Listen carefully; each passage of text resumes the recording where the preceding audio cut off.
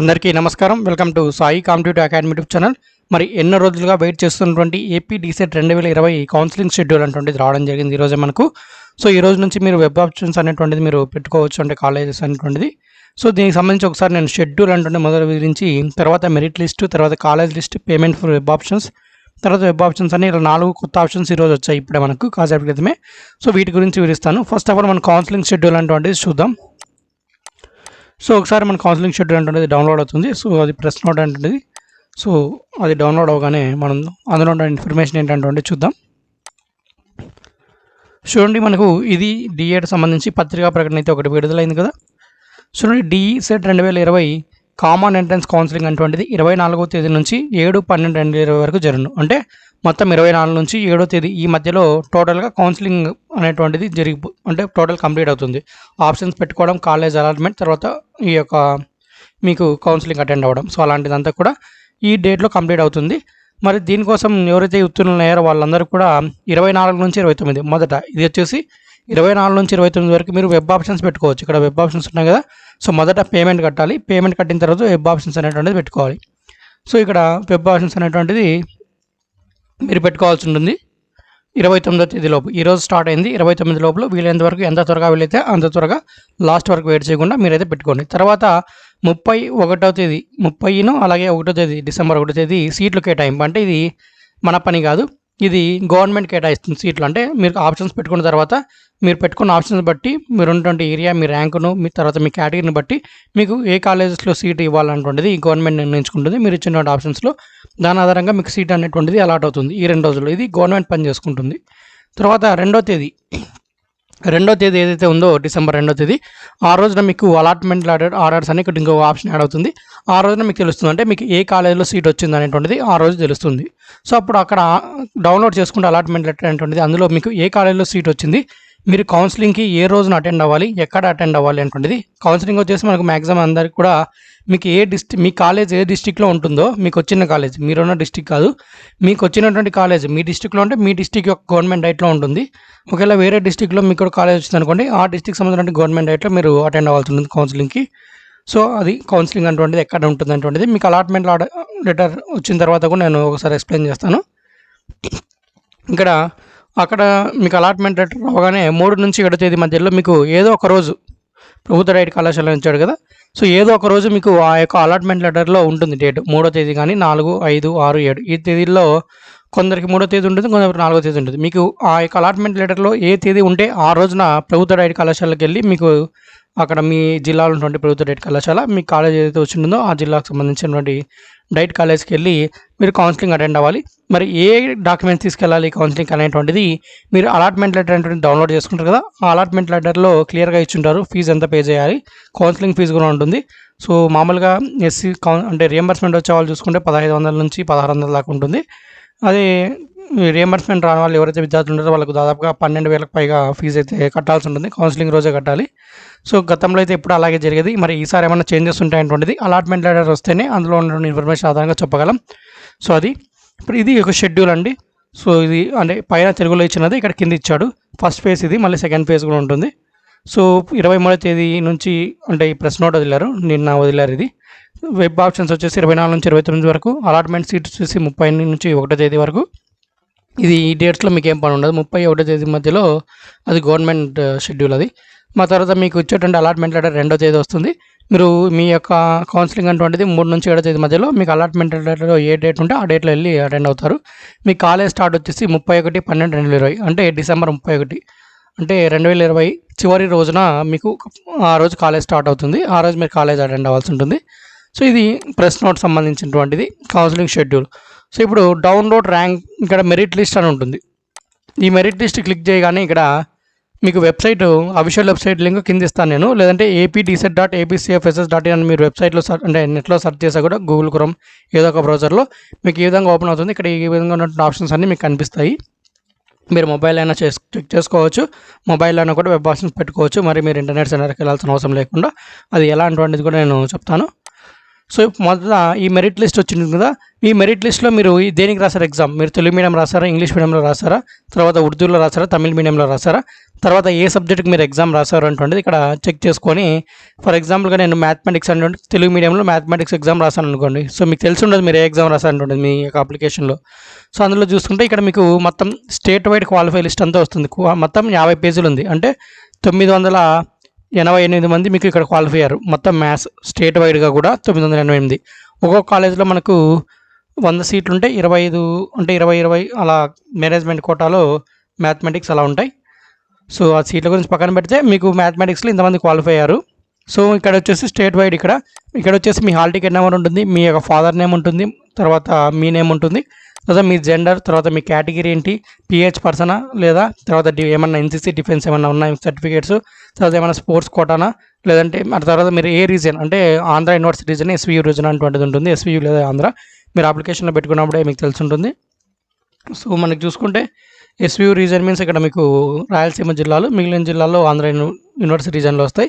మీకు ఎన్ని మార్క్స్ వచ్చాయి, మీ ర్యాంక్ ఏంటి అనేటువంటిది ఈ విధంగా మీకు టోటల్ ఉంటుంది ఈ యొక్క మెరిట్ లిస్ట్లో. మీకు ఈ మెరిట్ లిస్ట్లో మీ పేరు ఎక్కడ ఉంటుందో, మీ పేరు అనేటువంటిది ఇప్పుడు ఈ 1 నుంచి 20 మందివి ఒకటో పేజీలో ఉన్నాయి. మీ పేరు ఎక్కడైతే ఉంటుందో ఆ పేజ్ మాత్రమే మీరు ప్రింట్అవుట్ తీసుకెళ్ళాలి. సో కౌన్సిలింగ్కి వెళ్ళేటప్పుడు మెరిట్ లిస్ట్లో మీ ర్యాంక్ ఎక్కడైతే ఉంటుందో దాన్ని ప్రింట్అవుట్ అడుగుతారు. ఇప్పుడు మ్యాథమెటిక్స్ ఎగ్జాంపుల్గా చెప్తున్నాను కాబట్టి ఇందులో 50 పేజీల్లో మీ పేరు ఎక్కడో ఒక చోటు ఉంటుంది. 50 పేజీల్లో మీరు పేజ్ ఫర్ ఎగ్జాంపుల్గా మీ పేరు 16వ పేజీలో ఉందనుకోండి, ఈ 16వ పేజీ మాత్రమే ప్రింట్అవుట్ తీసుకెళ్ళాలి. సో మీరు నెట్ సెంటర్కి వెళ్తే వాళ్ళు ప్రింట్అవుట్ చేసిస్తారు. కేవలం ఈ పేజీలో మీ పేరు ఎక్కడ ఉంటుందో అది మాత్రమే మీరు ప్రింట్అవుట్ తీసుకెళ్ళాలి. సో అది గుర్తుపెట్టుకోండి. ఆ మొత్తం 50 పేజీలు అవసరం లేదు. మీ పేరు ఎక్కడ ఉంటుందో ఆ పేజ్ మాత్రమే ఇక్కడ ప్రింట్ ఆప్షన్ అనేటువంటిది కనిపిస్తుంది. ఫర్ ఎగ్జాంపుల్ 16 పేజీ కాబట్టి కస్టమ్ అని క్లిక్ చేసి 16 అని సెర్చ్ కొట్టగానే మీకు అదొక్క పేజీ మాత్రమే సెలెక్ట్ అయిపోతుంది మనకు. సో అదొక్క పేజీ మాత్రమే సెలెక్ట్ అయిపోతుంది. చూడొచ్చు, ఇది ఒక్కటే సెలెక్ట్ అయిపోయింది. ఇది మన ప్రింట్ కొట్టేస్తే మనకు ప్రింటింగ్ అంటే మనకు ప్రింట్ వచ్చేస్తుంది అంతే. మీరు నెట్ సెంటర్కి వెళ్తే వాళ్ళకు ఒకవేళ తెలియనట్లయితే ఆ పేజ్ మాత్రమే ప్రింట్ ఇవ్వండి. సో ఇది ఇందరితో మీకు మెరిట్ లిస్ట్ అనేటువంటి ఆప్షన్ అర్థమై ఉంటుంది. సో ఈ మెరిట్ లిస్ట్లో ఉన్నటువంటి పేజ్ మీకు అవసరం అవుతుంది, కౌన్సిలింగ్లో అడుగుతారు కాబట్టి. సో అది మీ పేరు ఉందో లేదో చెక్ చేసుకోండి. ఫస్ట్ ఆఫ్ ఆల్ మీ యొక్క మెరిట్ లిస్ట్లో మీరు ఏది రాసింటారు ఎగ్జామ్ దాంతో మీ పేరు ఉందో లేదో చెక్ చేసుకోండి. మీరు పేరు ఉంటేనే మీరు ఎలిజిబుల్ అన్నట్టు. కింద నాట్ క్వాలిఫై లిస్ట్ కూడా ఇచ్చారు. సో అందులో నాట్ క్వాలిఫై లిస్ట్లో మీ పేరు ఉంటే మీరు ఎలిజిబుల్ కాదని డీసెట్ అంటే కోర్స్ చేయడానికి.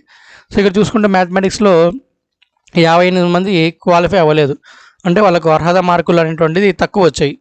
సో 35 మార్కుల కంటే తక్కువ వచ్చింటాయి. సో అంటే వాళ్ళ కేటగిరీ ఉద్దేశించినటువంటి మార్కులు ఎన్ని ఉంటాయి అందుకంటే తక్కువ వచ్చింటే వాళ్ళు నాట్ క్వాలిఫై అయిన వాళ్ళు మాత్రమే ఇక్కడ ర్యాంకులు వచ్చాయి. సో అది నాట్ క్వాలిఫై అంటే ఇంకా మీరు అనర్హత అని, కేవలం క్వాలిఫై అయిన వాళ్ళు మాత్రమే డీసెట్ కోర్స్ చేయొచ్చు, అంటే డిఎడ్ కోర్స్ చేయొచ్చు. సో ఇది అర్థమైంది అనుకుంటా. ఫస్ట్ ఆప్షన్ అనేటువంటిది మీకు మెరిట్ లిస్ట్ వచ్చేసి. నెక్స్ట్ ఆప్షన్ కాలేజ్ లిస్ట్ అనేటువంటిది, అంటే ఏ కాలేజెస్ అవైలబుల్ ఉన్నాయి అంటే మీరు కాలేజెస్ పెట్టుకోవాలి కదా. ఫర్ ఎగ్జాంపుల్గా తెలుగు మీడియంకి సంబంధించినటువంటి మొత్తం ఆంధ్రప్రదేశ్ వ్యాప్తంగా ఏ కాలేజీలు ఉన్నాయి, ఇంగ్లీష్ మీడియంకి సంబంధించి ఏ కాలేజీలు ఉన్నాయి, మెయిన్గా ఉర్దూ తమిళ్ అంటే ఎవరు తక్కువ ఉంటారు. సో ఇది పక్కన పెడితే మెయిన్గా Telugu medium candidates, English medium candidates కాబట్టి ఉండేది. సో ఇవి మొత్తం కాలేజీ లిస్ట్ అనమాట. అంటే జిల్లాల వ్యాప్తంగా, అంటే శ్రీకాకుళం జిల్లాలో ఏ కాలేజ్ ఉంది, సో అందులో అంటే కోర్స్ ఏం కోర్సు తెలుగు, అన్ని తెలుగువే కాబట్టి టోటల్ తెలుగు మీడియం సంబంధించినటువంటివి ఉంటాయి. టోటల్ కాలేజీలు చూసుకుంటే మీరు దాదాపుగా చాలా పేజీలు ఉన్నాయి. సో 25 పేజీలు ఉంది తెలుగు కాలేజీకి సంబంధించి. ఇందులో మీరు ఏ కాలేజీకైనా పెట్టుకోవచ్చు, మీ ఇష్టం. స్టేట్లో ఎక్కడున్నా సరే పెట్టుకోవచ్చు. ప్రైవేట్ కాలేజెస్, గవర్నమెంట్ కాలేజెస్ అన్నీ ఉంటాయి. సో మొత్తం గవర్నమెంట్ వచ్చేసి మనకు 13 జిల్లాలో 13 గవర్నమెంట్ డైట్లు ఉంటాయి. ఆ తర్వాత నెక్స్ట్ మిగిలినటువంటివి అయితే మీకు రావడం జరుగుతుంది. సో నెక్స్ట్ వచ్చేసి మిగిలినటువంటి ప్రైవేట్ కాలేజెస్ ఉన్నాయి. ఇంగ్లీష్ మీడియం చూసుకుంటే ఇంగ్లీష్ మీడియం తక్కువే ఉండొచ్చు కాలేజెస్ కొన్ని, అంటే తెలుగు మీడియంతో పోల్చుకున్నట్టయితే. సో ఇది మనకు ఇంగ్లీష్ మీడియం కాలేజెస్. ఈ కాలేజెస్లో మీరు ఏవైనా పెట్టుకోవచ్చు. సో ఇది మీ కాలేజెస్ అనేటువంటిది ఏ కాలేజెస్ ఉన్నాయంటే అవైలబుల్లో చూసుకోవడానికి లిస్ట్ ఇది. నెక్స్ట్ వచ్చేసి ఏం చేయాలంటే పేమెంట్ కట్టాలి. పేమెంట్ ఫర్ వెబ్ ఆప్షన్స్ మీద క్లిక్ చేస్తే మీరు పేమెంట్ కట్టడానికి ఇలా ఓపెన్ అవుతుంది పేజ్ అనేటువంటిది. సో మనకు లోడింగ్ అవుతుంది చూడొచ్చు.